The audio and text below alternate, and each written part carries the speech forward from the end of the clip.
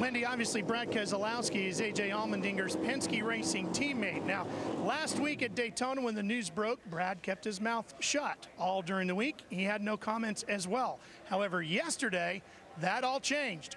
Here's what Brad had to say about the issue. There's been some people that have said it doesn't matter what it was, but I disagree with that. I think it does matter what it was.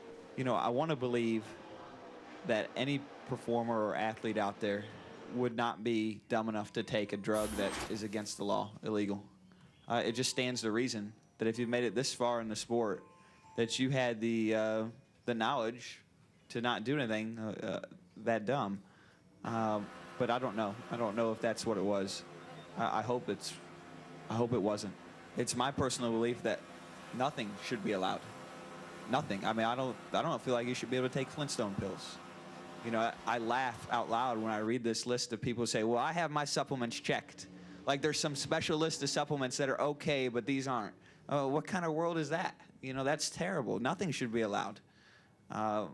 Because then it just comes down to who you've got for a doctor or a lawyer that says that this is okay and this is not.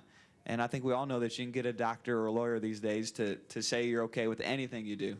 I know my own personal code of avoiding it is to take nothing at all.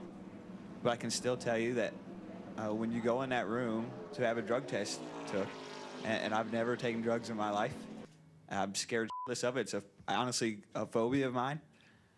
But I go in that room and I'm still scared because you know that if something goes wrong, it's a death sentence for your career. So, you know, I'm sure I have different views than everyone else. I don't think there needs to be any committee that approves drugs or supplements or whatever it is. I just think you shouldn't be allowed to take anything. You should just man up and drive the damn race car.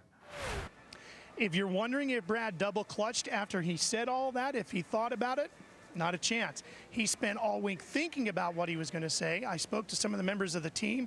They talked with him about it. He said all this straight from the heart. That is truly what he believed. He even went on Twitter last night and defended himself and his feelings. Bob, there's no question that is what Brad Keselowski thinks of this issue.